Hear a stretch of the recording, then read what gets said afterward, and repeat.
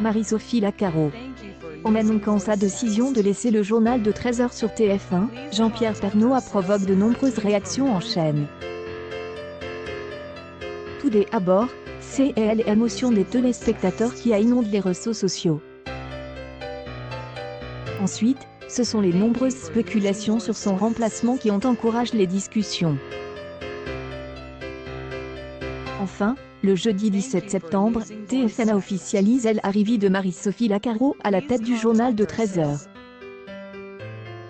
La journaliste de 44 ans, qui avait déjà été honorée par la rédaction de 13h de France 2 qu'elle dirigeait jusqu'à présent, a reçu ses distinctions.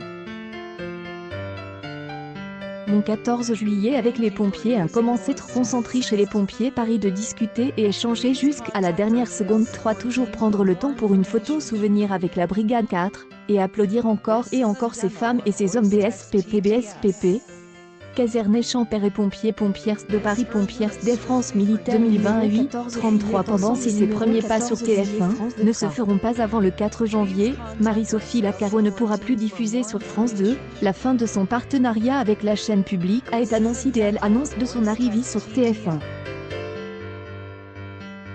La fin des partenariats ce vendredi 18 septembre, c'est donc le Seigneur de Rinquezan qui prendra la relève à 13h sur France 2. Avant de fermer ce journal, Véronique Jean, la rédactrice en chef, et toute l'équipe des 13h se joignent à moi pour souhaiter bonne chance à Marie-Sophie Lacaro dans sa nouvelle aventure professionnelle, a-t-elle déclaré à Elle Antenne. Marie-Sophie Lacaro, privée de temps des antennes, a néanmoins souhaité envoyer un message émouvant aux téléspectateurs sur son compte Instagram. 58 redit, mais je ne vous retrouverai pas aujourd'hui.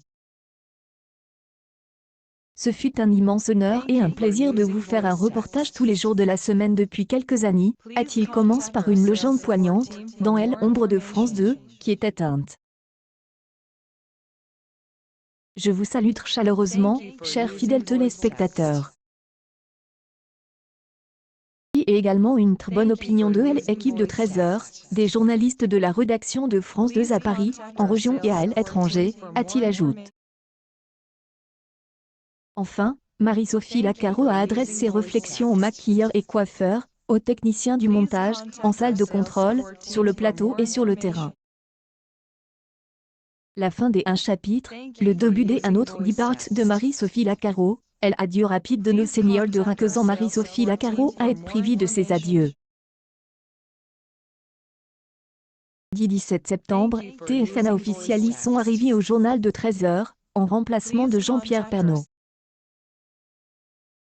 Le journaliste vedette a annoncé qu'il quitterait sa chaise de présentateur le 18 décembre, juste avant les vacances de Noël. Comme toujours, c'est Jacques Ligrose qui sera en charge des 2 prochaines semaines. 4 janvier 2021, un nouveau visage fera ses débuts dans cette émission des informations traprossues et incarnées. L'émission sera formidable pour Marie-Sophie Lacaro. Elle part avec un grand avantage, celui de savoir parfaitement comment fonctionne un journal, puisqu'elle est présentatrice de Information sur France 2 depuis 2016, après avoir été le joker d'Élise Lucet pendant 2 ans. Ce vendredi 18 septembre devait donc être ses 13 dernières heures dans la fonction publique. Sauf que elle annonce de sa prochaine arrivée à TF1 a immédiatement marqué la fin de sa collaboration avec France 2. La chaîne a décidé de priver Marie-Sophie Lacaro de ses adieux aux téléspectateurs. C'est donc son joker, Nathaniel de Rinquezan, que les habitués ont pu découvrir. Quelle sera notre photo officielle pour Prodige saison 7?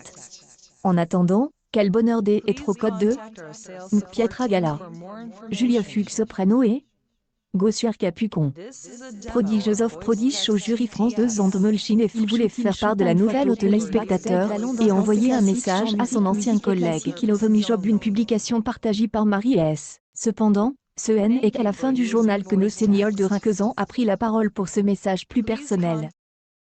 Le moins que on puisse dire, c'est que cette longue attente en valait pas la peine. Daniel de Rinquezan a été rapide. Détaille le programme de l'après-midi de la chaîne, le journaliste n'a pas eu de débordement émotionnel. Avant de fermer ce journal, Véronique Jean, la rédactrice en chef, et toute l'équipe des 13h se joignent à moi pour souhaiter bonne chance à Marie-Sophie Lacaro dans sa nouvelle aventure professionnelle, dit-il simplement, avant de se confier, pendant près de 4 ans, elle accompagne dans ce programme. Ce fut un réel plaisir de travailler avec Marie-Sophie Lacaro. Dieu des une simplicité déconcertante, preuve sans doute de l'amertume de la chaîne face à ce départ inattendu. Accueil News People Marie-Sophie Lacaro, son touchant message des adieux.